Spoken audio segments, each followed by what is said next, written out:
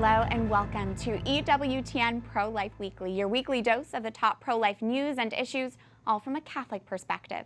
I'm your host, Catherine Hadro, in our Washington, D.C. studio. Thank you for joining us. In this week's show, a senior official from the Department of Health and Human Services joins us to discuss a forced abortion case. Planned Parenthood's former president claims the abortion giant is trying to buy her silence. We speak out. And this. It's validating their feelings, but they also know that they're not alone. There are others. Hear how one group is giving a voice to women and men touched by miscarriage.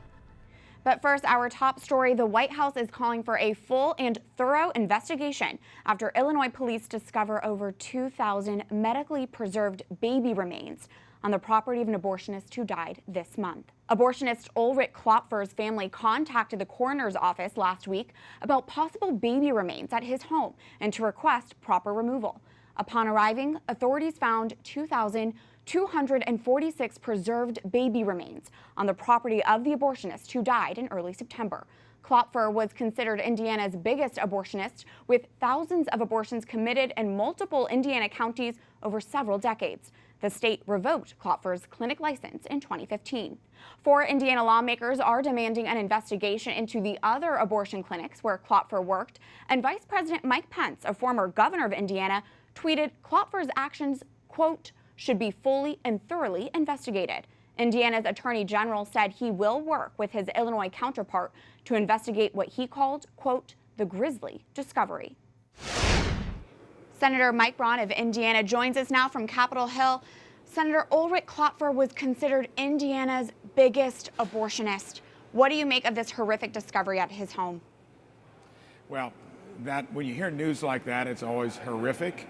But we seem to, over time, have examples like that, just like the private conversations, remember, with Planned Parenthood. The fact that we've evolved that far in the direction of not respecting life, to me, is hard to believe.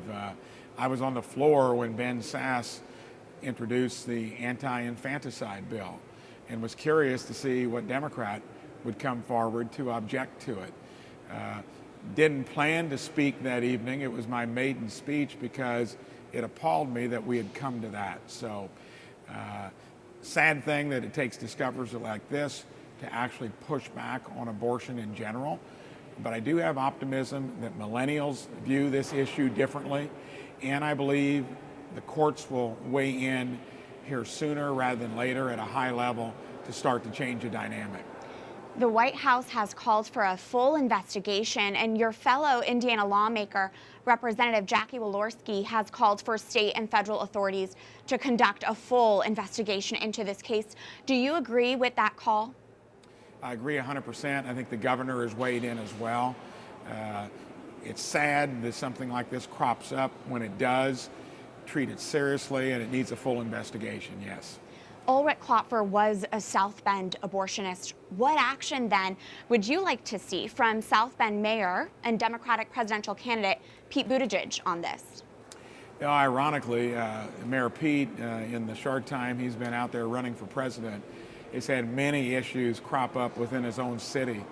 And I think this is just another case of when you look at his interest in becoming involved at the highest level in this country, it seems like there's a lot of room for improvement in his own backyard. So hopefully he'll treat this seriously.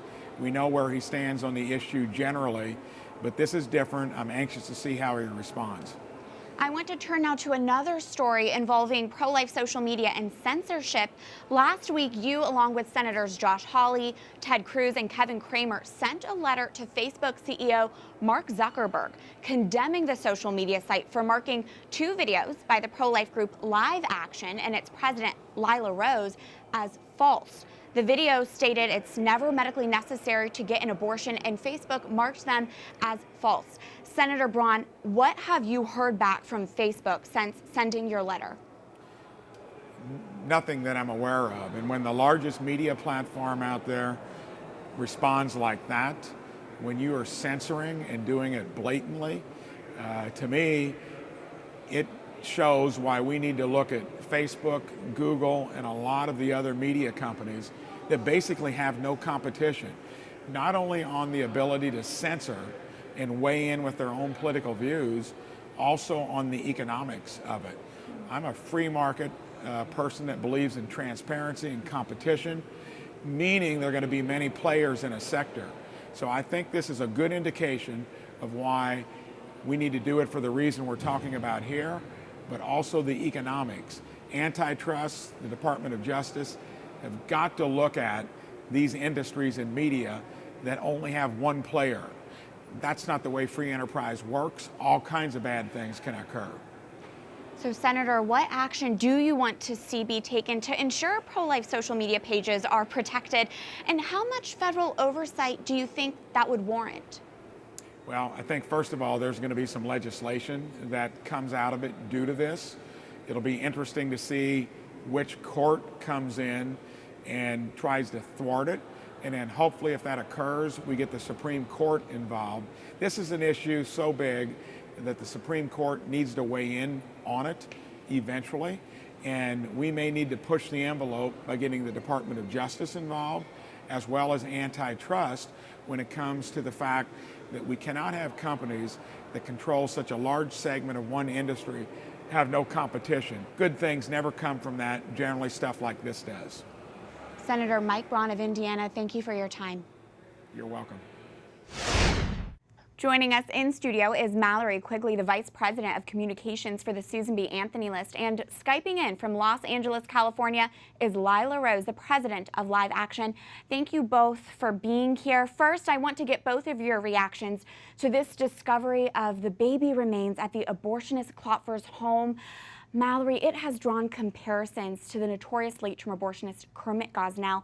How do the two compare? Yes, well, it is certainly reminiscent of what happened in Kermit Gosnell's clinic. I mean, the police there found the remains of children, their whole bodies and pieces scattered throughout the facility, and of course there was a 28-week-old baby frozen in a water jar. It's just terrible to recall the atrocities committed there. I think we don't know about the gestational ages of these children in Klopfer's home. We don't know other demographics, you know, where are their parents, like did these abortions take place? So there's much to be discovered in an investigation, but certainly the parallel to the tragedy of abortion every day, it bothers us that these babies weren't properly disposed of, but the atrocity of abortion should bother us even more. Absolutely. And Lila, what has been your reaction to this horrendous story? Well, I mean, listen, it's legal to kill these children. And so why are people so disturbed that are okay with abortion being legal, that their bodies are being hoarded like so much medical waste at an abortionist home? I mean, we value human life or not? And the bodies of these children are precious, but what's more precious is their lives and the fact that we should be fighting for their lives. So I think it's a sign of the total evil, the pure evil we've allowed in our country because of a legalized abortion industry. Absolutely. Mallory, what action do you and the Susan B. Anthony List want to see taken on this? Well, we want to see an investigation. Like I said, there's many questions that remain to be answered. At what ages in gestation did these abortions take place? Whether they were late-term abortions. You know, Indiana passed a law requiring the proper disposal of the remains. That law wasn't into effect. Klopfer's license was taken away in 2015 prior to the law passing. But we want to see an investigation here, and we echo Indiana Right to Life, Allen County Right to Life, and of course the Vice President, former Governor of Indiana, in calling for that investigation as well. Where are the presidential candidates on this? This is Pete Buttigieg's backyard. One of those facilities was in South Bend, Indiana, and what is he doing? A very important story we will continue to track. Lila, another big story we are tracking is Facebook's treatment of your Facebook page and your group Live Action's Facebook page. What is the latest you've heard from Facebook on them marking your videos as false? So Facebook and Live Action, we've been going back and forth forth over the last 2 weeks. We have over 3 million people following us online. We're the leader for digital education for the pro-life movement. And for them to falsely fact check our pages using 2 abortionists and then punish the reach of our pages, our ability to actually communicate with people on Facebook, is really terrible, very dangerous. Facebook has been telling us this may have been an error. They said they're doing an investigation, and supposedly we'll learn the results of this investigation tomorrow, because they've acknowledged that it is questionable that they have 2 abortionists with active ties to abortion activist groups who are the ones fact-checking, not just me. This isn't my personal opinion. This isn't Live Action's personal opinion about abortion. We're talking about abortion not being a medical treatment, which is the position held by thousands of OBGYNs and medical professionals. So we'll learn more, but it is a big attack coming from big tech. Mallory, to Lila's point, Facebook claims it's false to say it's never medically necessary to get an abortion, but we know that's not true. Thousands of OBGYNs have testified to the fact abortion is not medically necessary. So what kind of dangerous precedent does it set if pro-lifers cannot share the truth on their own social media pages? Absolutely. I mean, and the pro-life movement is all about the truth, right? What we're about, exposing the reality of what's happening in the womb, and we need voices like Lila Rose and Live Action to be able to communicate that. It is very dangerous and frustrating to see Facebook, like Senator Braun said, you know, they're the leader. They're in a space where you know, they've really got the monopoly on what they are, and to see them side so strongly with the pro-abortion lobby in citing those doctors, as Lila said, who have clear ties to the abortion industry, is very frustrating and scary indeed. How can they be a place where people can share and engage in dialogue if they're going to be the arbiters of truth and they're going to use pro-abortion sources? Lila, what are the next steps you are preparing to take in this case? So we have several next steps. We are certainly keeping the pressure on Facebook. We have multiple calls with them. We've got friends in Congress and the White House who have spoken out. 4 senators, including Senator Braun, sent a letter to Mark Zuckerberg saying this is indefensible. You can't have your fact checkers, your third-party fact checkers, be abortionists who are actively trying to shut down pro-life groups. I mean, these abortionists have called for my and Live Action's deplatforming. They want us shut down, and they've said it publicly, so they have an agenda. So we're going to continue to push back. We're looking at our legal options. This is a potential lawsuit because they slandered Live Action to thousands of our followers. Facebook sent a push notification, basically like a text message, an alert to thousands of our followers saying that they were sharing false news by sharing our video. So we're looking at legal options. And look, we're not going away. Live Action is going to continue to grow. We're going to continue to educate millions of people because that's our job. And this is the greatest human rights abuse that our nation and our world faces. And so no matter the attacks that we may face, and we're going to try to overcome them from big tech, from Facebook, we're not going away. We're going to take the message to the streets and continue to educate the nation about the humanity of the child and the truth about abortion. And finally, Mallory, as the Vice President of Communications for a major pro-life group, what action would you like to see big tech do in order to protect pro-life social media pages? Yeah, absolutely. I mean, I think we need transparency. SBA, we've also faced censorship issues from Facebook with our digital political advertising, and Facebook hasn't been able to confirm, was this a result of an algorithm? You know, Lila said they told her maybe it was a mistake. Okay, but at the end of the day, human beings are creating these algorithms, and when you know you have major organizations like Susan B. Anthony List and Live Action should and do have a role on the national stage, we should be treated fairly, and our accounts should be taken seriously. And just to echo what Lila said, I mean, it's very disturbing that they're choosing to be the arbiters of truth, and they are really revealing their bias. It's very disturbing. Well, I'm so grateful to have you both on this platform. Mallory Quigley, Vice President of Communications for the Susan B. Anthony List, and Lila Rose, President of Live Action. Thank you both. Thanks, Catherine. Thanks, Catherine.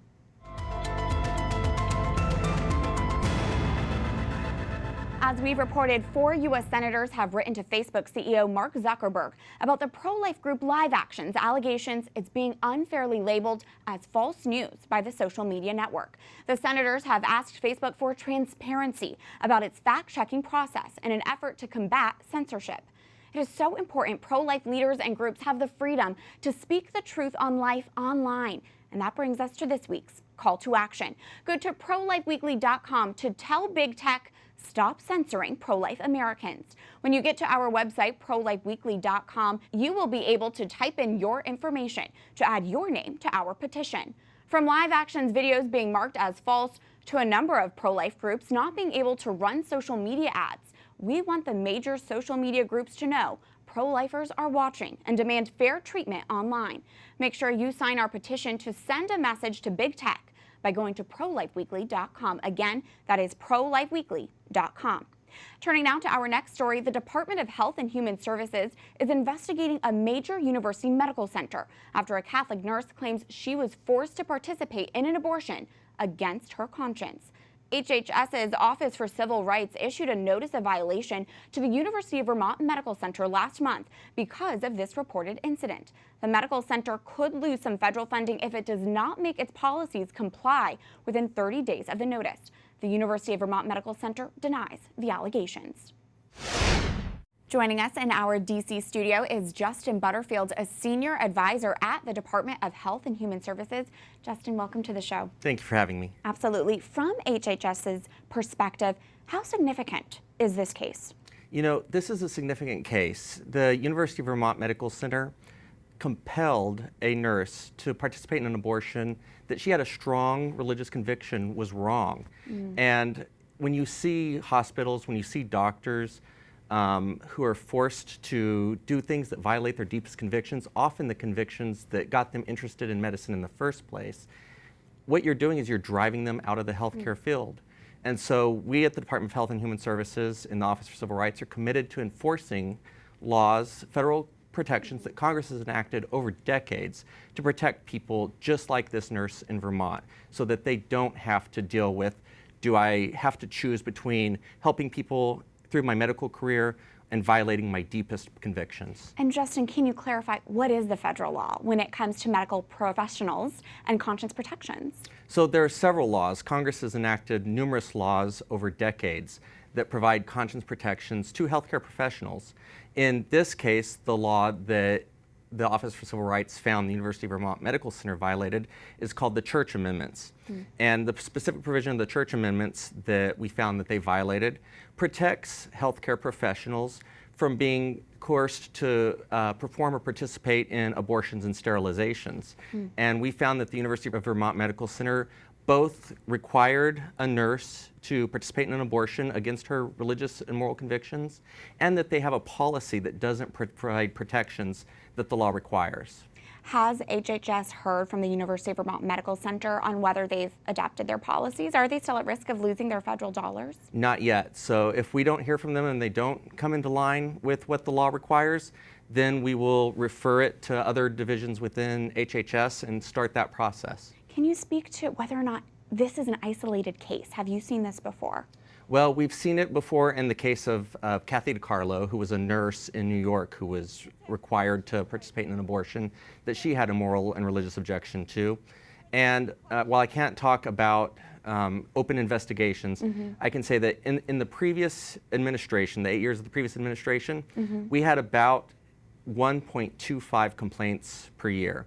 In the year since the Conscience and Religious Freedom Division has opened in the Office for Civil Rights, we've had over 1,300 complaints, several hundred of those conscience complaints. And they're open investigations, so I can't go into details about them. Sure. But we are seeing a lot of complaints about situations that are like this. 1,300. Wow. We recently spoke with the law firm representing the Catholic nurse in this Vermont case.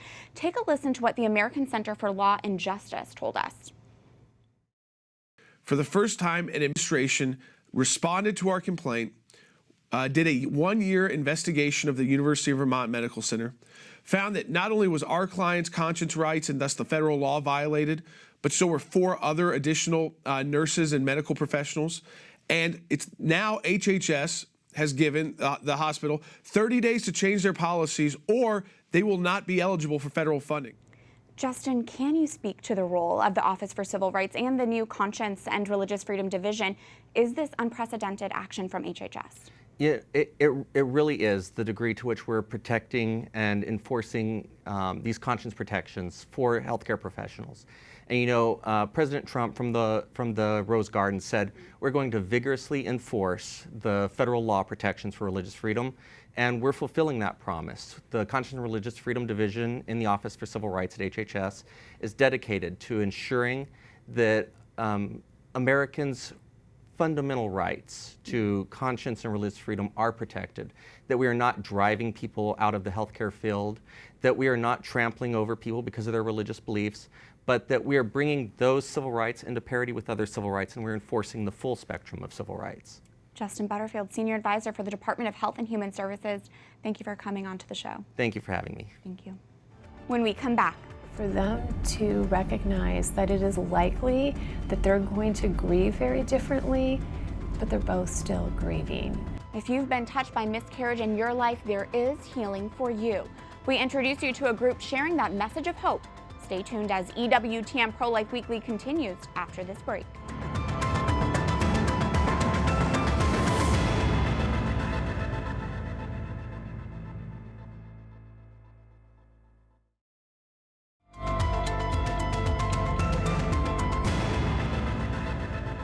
Welcome back to EWTN Pro-Life Weekly. I'm your host, Catherine Hadro.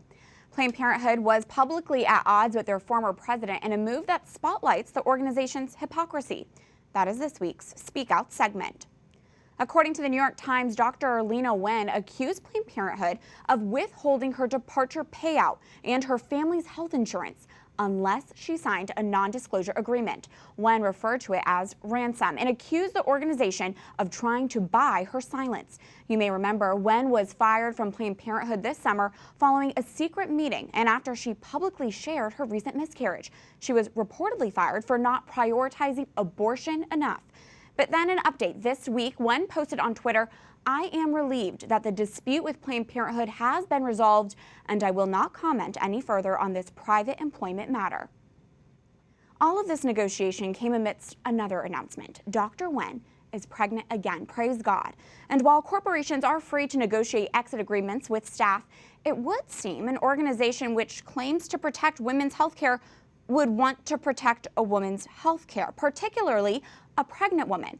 And while we don't know what brought a resolution to this public dispute, and I don't want to speculate, this entire ordeal is just the latest example of Planned Parenthood's hypocrisy. It is not a healthcare organization. It is an abortion business, which is also why Wen, a medical doctor, was pushed out. If Wen's allegations are any indication, Planned Parenthood does not treat its employees any better than it treats its patients. Remember, there is something you can do to counter today's culture of death. Follow this week's call to action. Go to ProLifeWeekly.com to tell big tech, stop censoring pro-life Americans. Next month marks Pregnancy and Infant Loss Awareness Month. Losing a baby carries a huge amount of pain, but it's also often surrounded by silence in today's culture. One group is trying to change that and have a conversation on healing, as we share in this week's Pro-Life Focus. We got pregnant early 2017 and didn't work out. Oh, I'm so sorry. Yeah, it happens. And that was the thing in the beginning. It was like, okay, God, we know this just wasn't your timing. In recent times, more and more public figures have been opening up about their own miscarriage stories. From political analyst Meghan McCain to Facebook CEO Mark Zuckerberg, their stories have helped put a voice to pain that's often shrouded in silence. There are about 1 million miscarriages that will occur every year in the United States alone, and yet the silence culturally, we don't really talk about it. And we just kept hearing from not only individuals who've been impacted by miscarriage, but also organizations and healthcare groups who are working with them, just saying that this is a population that they need resources. Michaeline Fredenberg is president of Life Perspectives and founder of miscarriagehurts.com, a digital healing platform for women and men touched by miscarriage. While people often adopt customs or traditions to grieve a loved one's death, Fredenberg notes we often neglect those steps when it comes to reproductive loss. We don't send sympathy cards. We probably haven't been to a memorial service for a child who was lost through miscarriage. And yet it's those very things that help the parents to know that that child won't be forgotten, that we remember as a community. And when that is not done, they tend to hold on to their pain or their grief or even their guilt if they feel that it was their fault. And they hold on to that as the connection to their child rather than having a more healthy connection that allows them to move forward in the grieving process. That is where miscarriagehurts.com steps in with its unique Healing Pathways tool. The healing pathways are actually activities that give people the ability to do that. They can anonymously share their story. There's an activity where there's 100 emotions and they can choose the emotions that they're feeling. They see them come up and they see the emotions of others as well. So letting them, it's validating their feelings, but they also know that they're not alone. Fredenberg emphasizes people grieve differently, and that is okay. There really aren't shoulds. There's not a set timeline, there's not a specific way. And then I think for couples in particular, for them to recognize that it is likely that they're going to grieve very differently, but they're both still grieving. The team at miscarriagehurts.com suggests practical ways to help loved ones grieve this loss. Ask what they need, suggest they speak with a priest, memorialize the baby. But the important thing, she says, is to not be afraid to have the conversation in the first place. I think we fear saying the wrong thing. Also, I think there's this fear of if I bring it up, it will make it worse. I'll remind you, right? You're going to cry. Maybe he's going to become angry or frustrated. And the thing is really, we know that one of the most important things is to acknowledge the loss. I mean, to say, I'm so sorry for your loss, and to listen. To be able to listen to whatever they want to talk about, or perhaps we're going to sit in silence, but we're going to be present together so that they have space to do that. And while there will always be a sadness attached to a miscarried child, for the intense, paralyzing pain, healing is possible. Sometimes people confuse healing with forgetting. And so there's this thought of if I heal, if I let go of the pain, I will have forgotten this child. But those are two different, you will never forget. You're never going to forget your child, and we won't forget them either. What an important resource. That website, if you or someone you know is grappling with the pain from miscarriage, is miscarriagehurts.com. That does it for this edition of EWTN Pro-Life Weekly. Until next time, be sure to reach us at prolifeweekly@EWTN.com or connect with us on social media. Just search for EWTN Pro-Life on all the major platforms. And remember, life is a gift. Your life is a gift. God bless.